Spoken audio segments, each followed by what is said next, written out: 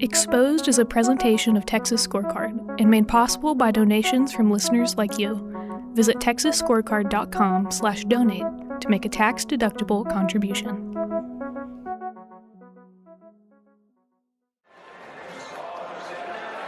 All of us have been fixated, and rightly so, on the crisis at our southern border by the invasion of tens of thousands of people illegally flooding across the border every week.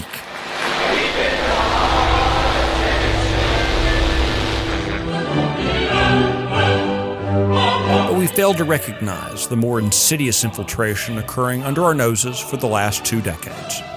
Directly and indirectly, the Communist Chinese government and its surrogates have been grabbing a bigger and bigger share of the Lone Star State.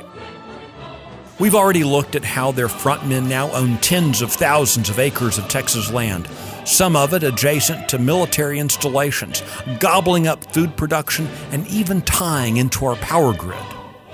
They're digging into the state's research institutions, our universities, and even our public schools. They're manipulating the state's commerce and, yes, even our politics. And the worst part? We're letting it happen. The mythological Trojans were so blinded by their own greed, they pulled a giant horse secretly filled with Greek soldiers into their city. We're doing the same thing. I'm Michael Quinn Sullivan. This is Exposed, Season 3, The Chinese Infiltration of Texas. It's crazy enough just to allow our biggest enemy to be purchasing our own soil. We should actively carry out international propaganda battles. It's crazy to me that a Chinese company could even be able to hire a lobbyist in Austin. Everyone spies, right? Nobody admits to it. That's sort of the point, right? That just appears to be how these things go. Hanban is just like the sun. It lights the path to develop Chinese teaching in the U.S. China has entered really into a total police and digital tyranny.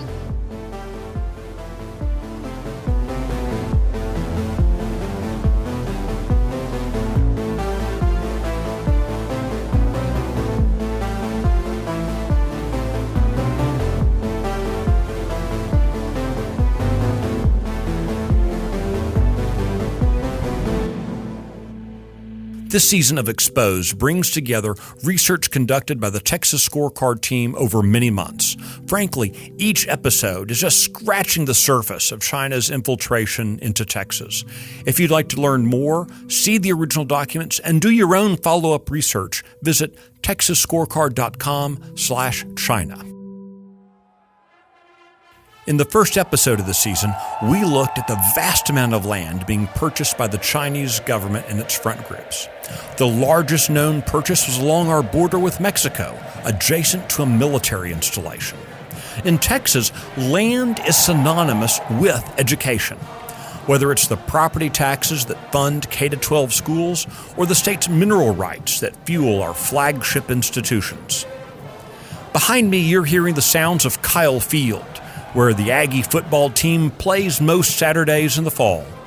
Texas A&M was one of the original land-grant colleges under the Federal Morrill Act of 1862 and the first public institution of higher education in the Lone Star State.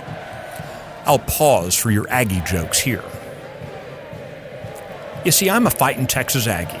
I was in the Corps of Cadets and the Texas Aggie Band. It's an institution steeped in the traditional values of rural Texas that wears its unabashed American patriotism on its sleeve. Texas A&M commissions more officers into the United States military than any school except the 3 service academies. Many of the state's oilmen, like the father of fracking, the late George P. Mitchell, have been Aggies. We Aggies love our history. We proudly display it on our clothes, on the back of our pickups, and everywhere else.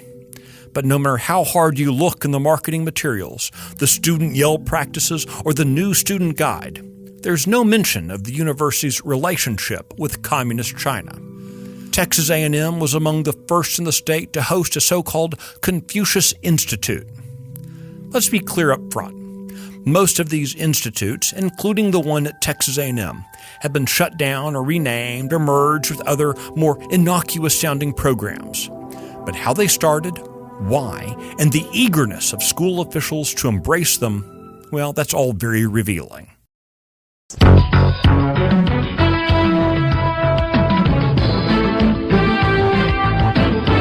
种严重违法行为践踏香港法治，破坏香港社会秩序，损害香港的根本利益，是对一国两制底线的。One of the communist government's well-known front groups, Hanban, would provide Texas A&M a startup fund of $100,000 and materials to push China into Texas and onto Texas. The agreement between A&M and Hanban stated the front group would provide multimedia courseware and other teaching materials, supplementary materials, and audiovisual materials authorized by the Hanban headquarters and to authorize the use of each online course offered by the Institute at Texas A&M. The arrangement started in 2007 and was renewed in 2013 when A&M acknowledged receiving more than $120,000 from Hanban and therefore the Chinese government. What were they funding? They were funding a Confucius Institute. Using the name of an ancient Chinese philosopher as a Trojan horse, Confucius Institutes were set up to appear as an international network of educational programs providing Chinese language instruction, organizing cultural activities, and hosting Chinese speakers. However, these organizations had, and still have, a secondary political purpose that transcends the teaching of basic Chinese language and culture. In this case, the Chinese government wasn't hiding their intentions. In 2011, Li Chingchong, a former member of the Chinese government, described Confucius Institutes as an appealing brand for expanding Chinese culture abroad. It has made an important contribution toward improving our soft power. The Confucius brand has a natural attractiveness. Using the excuse of teaching Chinese language, everything looks reasonable and logical. A year earlier, in 2010, China's Minister of Propaganda was more blunt.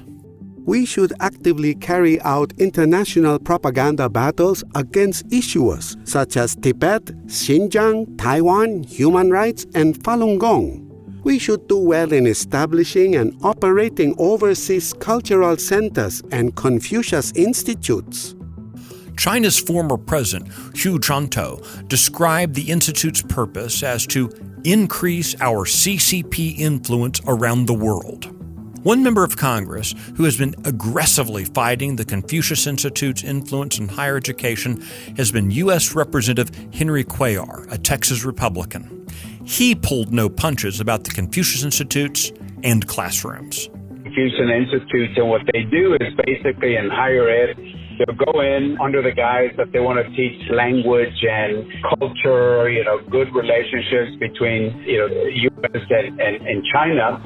But what we see there to extract information through higher ed. Higher ed is there for the diffusion of knowledge and educate our students and our communities. They have to be guarded about actors, the actors, the Chinese or other actors that might be there to extract certain information that they're not supposed to be extracting. In our interview, Representative Cuellar explained why higher ed was such a target. Higher ed is always looking for new sources of funding, and they need to get more funding from the state. But, it gets very tempting when they say, hey, the Chinese institutes will say, hey, we'll pay for this and do this. So there's a source of funding, and then they provide it in a very benign, type of presentation, and it becomes very tempting. So, this is why, we need to just be alert. Texas A&M hasn't been the only university in the Lone Star State deeply in bed with the Communist Chinese government either. In the same year, the Confucius Institute opened in Aggie Land. One was also being set up at the University of Texas at Dallas. 2 years later, one was established at the University of Texas at San Antonio. Texas Southern University got one in 2012, and a year later, the Houston Independent School District was paid by the Chinese government to begin a program there. Yeah. It took me a minute, too. The Houston Independent School District. That's kindergarten through 12th grade. You see, that's the point. These Confucius Institutes weren't just about indoctrinating college students, but digging even deeper into our educational culture. In schools around the state, Confucius classrooms, the K-12 sibling of Confucius Institutes, were being quietly established. Let me pause here to note that in Texas Scorecard's research for this series, we've been stonewalled by universities and school districts alike as we've looked for records. The senior journalist for our investigations team is Robert Montoya. He oversaw the research for the series. University of Texas Dallas and Houston ISD are fighting to prevent the release of information. They don't want us seeing records regarding these CCP-backed organizations. So, we know we don't have a complete list of the schools, but we know for sure these Confucius classrooms operated in Houston's Coulter Elementary, Sharpstown International, and the Houston International Academy. There was at least one in the Isleta Independent School District, and others in San Antonio's Northeast Independent School District and the Capel Independent School District in Dallas County. Typical was the arrangement of the Hearst-Euless-Bedford Independent School District. You could find almost no mention of their participation in the Communist Chinese program on their website, but payments assigned to their Confucius Classrooms account appeared in their records. In each case, the Confucius Institutes and classrooms were provided money, curriculum, and planted teachers in our institutions. Think of the irony here. Public school bureaucracies constantly shout about local control and decry any attempts by state lawmakers to put transparency or accountability into public schools. And yet, those same schools are willing to let the Communist Chinese government set curriculum and hiring. With 1,235 school districts, many of which do their best to avoid answering direct questions, the exact size and scope of the Confucius Classrooms network in Texas's K-12 schools remains a mystery.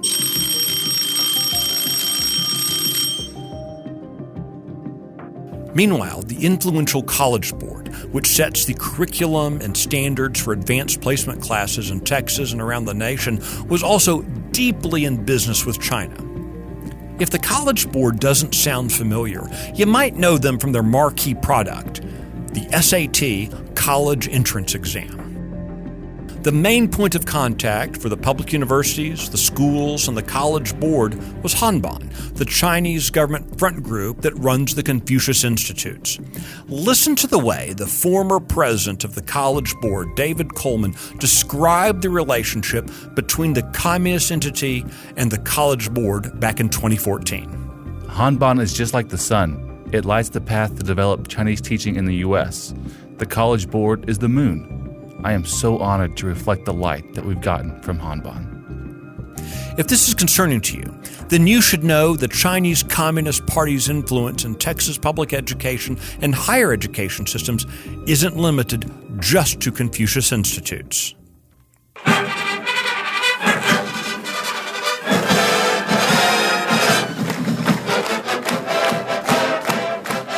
For example, the University of North Texas in Denton has 46 agreements in place with various Chinese universities and institutions. Some, maybe most, are innocuous, but we don't know for sure.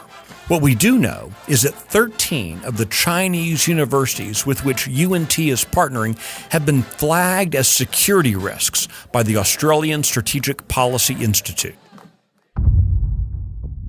And while their Confucius Institute no longer exists, Texas A&M has other ways of collecting cash from China. For example, a 2016 agreement saw China's Ocean University and Texas A&M collaborate on ocean and climate research.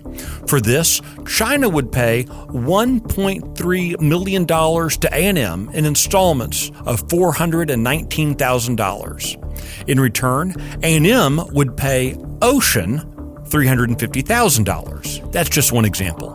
Whether Texas A&M has any current or pending agreements with any other Chinese university remains to be seen. Texas Scorecard has requested records to confirm whether any such documents exist, but that request is still pending. What's clear, based on previously viewed communications after the closure of the Confucius Institute at Texas A&M, is that the university apparently intends to continue working with their Chinese partner in the future.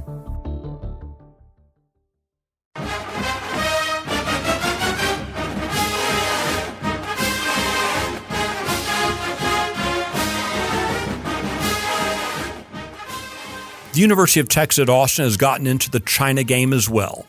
According to the U.S. Department of Education's database of foreign gifts and contracts from 2012 to the present day, UT Austin received contracts and gifts from the Chinese government to the tune of $6.3 million.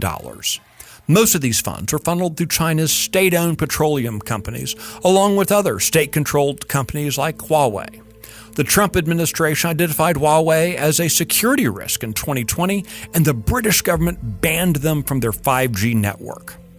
Interestingly, UT Austin also received 4 gifts from China's Ministry of Education from 2012 to 2015, amounting to a total of $140,000. UT has yet to provide us the details of those transactions.